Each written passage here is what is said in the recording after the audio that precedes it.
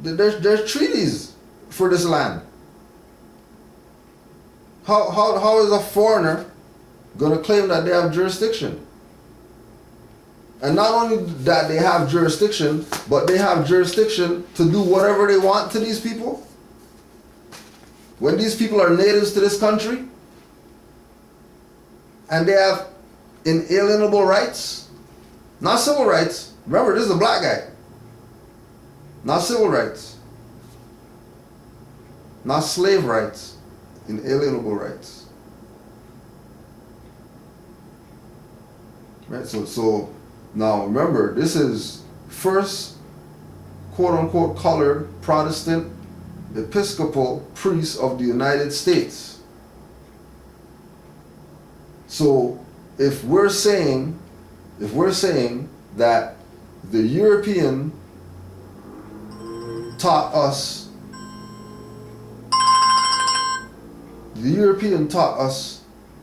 this, right, thing called, Christianity. And because of him teaching us Christianity, right, we have to present that to masses of our people. And at that time, 1870, Christianity is something that was common amongst quote-unquote black people. Because they've been here, you know what I mean? They already did their labor, they already got their brainwash and all that type of stuff, right? Came over here from Africa and all that stuff, so they're Christian. So if somebody looks like them comes and says certain things, now they're going to run with it. Now, when you go read his stuff, he's a reverend. He's not talking about no Christ and hand of God coming and none of that. He doesn't have any of that. Right?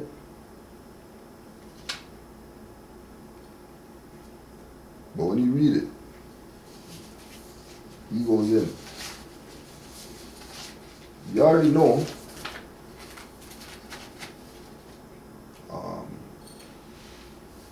the good brother David Walker.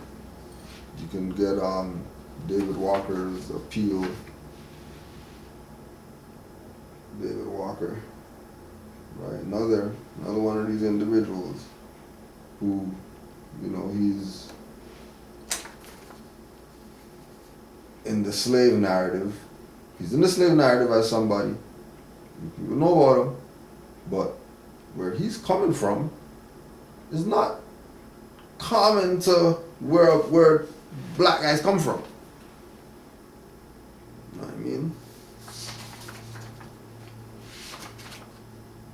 David Walker is best known for his revolutionary pamphlet Walker's Appeal, in 4 articles together with a prelude to the colored citizens of the world, but in particular and very expressly to those in the United States of America.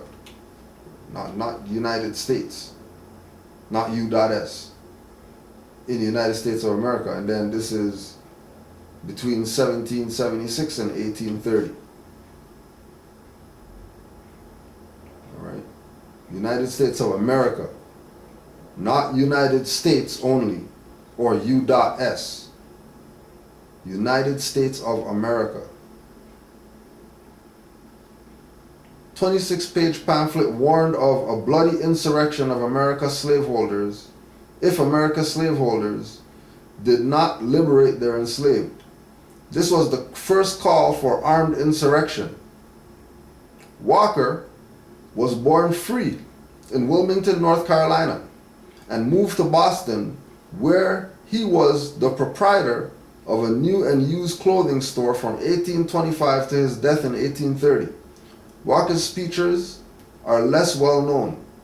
In December 1828, he delivered an address before the Massachusetts General Colored Association, an organization founded 2 years earlier in Boston to oppose slavery and discrimination against free blacks. Right? Free blacks being free slaves.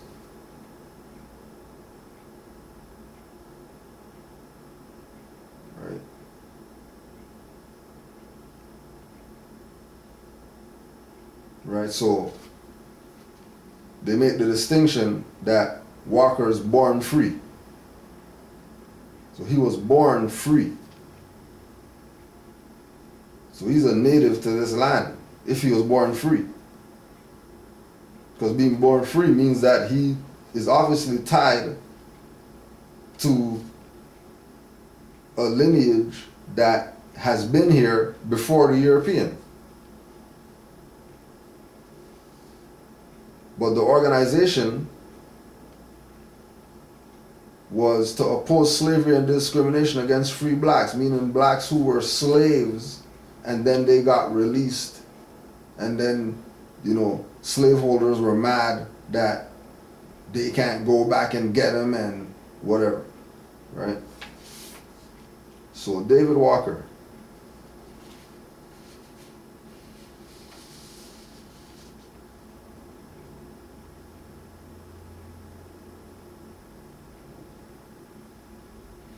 I was credibly informed by a gentleman of unquestionable veracity that a slaveholder, upon finding one of his young slaves with a small spelling book in his hand, not opened, fell upon and beat him almost to death, exclaiming at the same time to the child, "You will require better learning than I. You will acquire better learning than I or any of my family. I appeal to every candid and unprejudiced mind. Do not all such men glory in our miseries and degradations? And are there not millions whose chief glory centers in this horrid wickedness? Now, Mr. President, those are the very humane, philanthropic, and charitable men who proclaim to the world that the blacks are such a poor, ignorant, and degraded species of beings that they were set at liberty, but would die for the want of something to subsist upon, and in consequence of which they are compelled to keep them in bondage, to do them good. O heaven, what will not avarice and the love of despotic sway cause men to do with their fellow creatures, when actually in their power? But to return whence I digressed, it has been asked, in what way will the General Colored Association or the institution unite the colored population so far in the United States as may be practicable,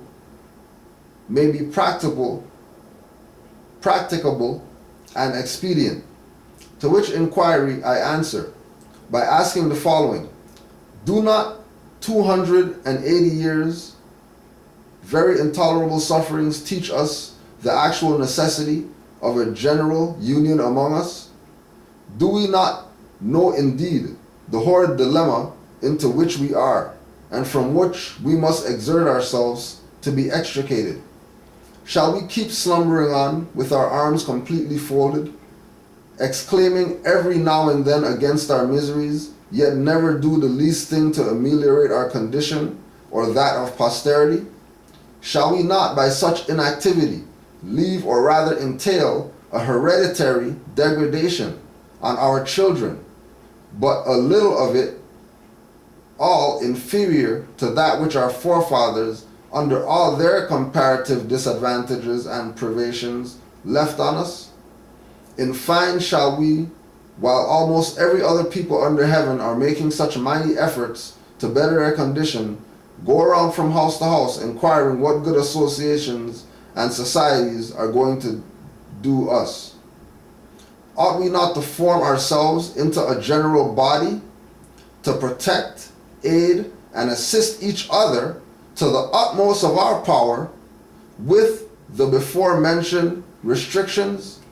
Yes, Mr. President, it is indispensably our duty to try every scheme that we think will have a tendency to facilitate our salvation, and leave the final result to that God who holds the destinies of people in the hollow of his hand, and who ever has and will repay every nation according to its works. Will any be so hardy as to say or even imagine that we, the incapable of effecting an object which may have the tendency to hasten our emancipation in consequence of the prevalence of ignorance and poverty among us. Now, there's no way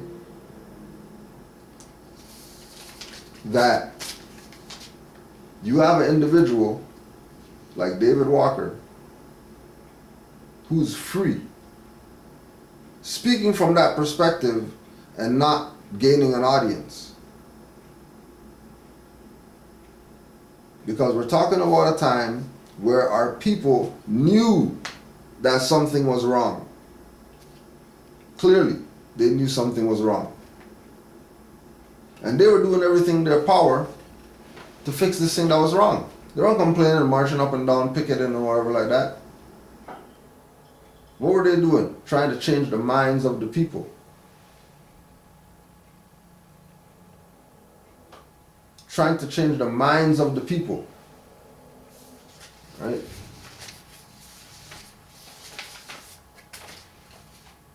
Brother Charles Lenox Remond. R-E-M-O-N-D. Charles Lenox, L-E-N-O-X. The rights of colored citizens in traveling.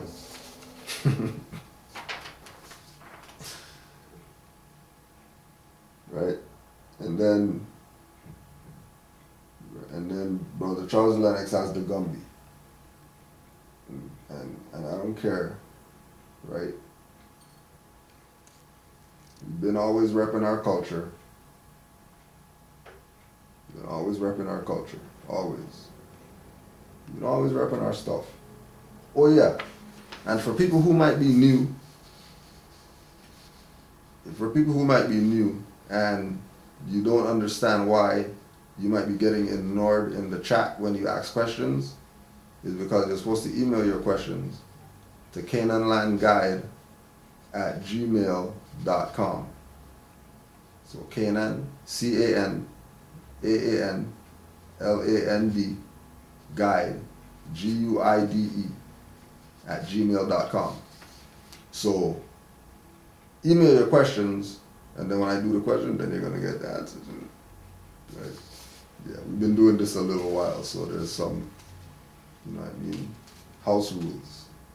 Right? So Brother Remond,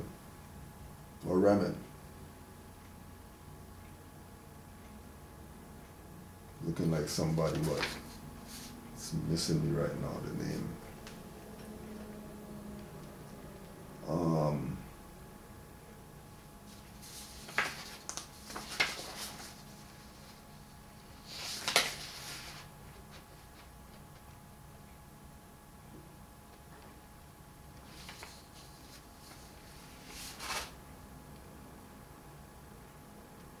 Okay, so we'll just give a quick breakdown for Brother Remond, because this one is one people have to read for themselves. So his argument basically for the rights of colored citizens in traveling is based in when these so-called slaves get emancipated, right? It's crazy how relative all this is. So when these slaves get emancipated, right, they would have situations where the conductor or whatever of the train knows that slavery is abolished or whatever like that, knows that these people are free, right? Like free from slavery. But to still jerk them, they put them in like the all smoking car. Right? Or like they put them in the baggage freaking stuff, or like they just make up some off the wall, no different than Moors, trying to convince highwayman, whoever, that, you know what I mean, I'm not Negro black colored. You know what I'm saying? Like, yeah, here's, I have a nationality card, the taxes off. Like, this is not really, right, what it is like that.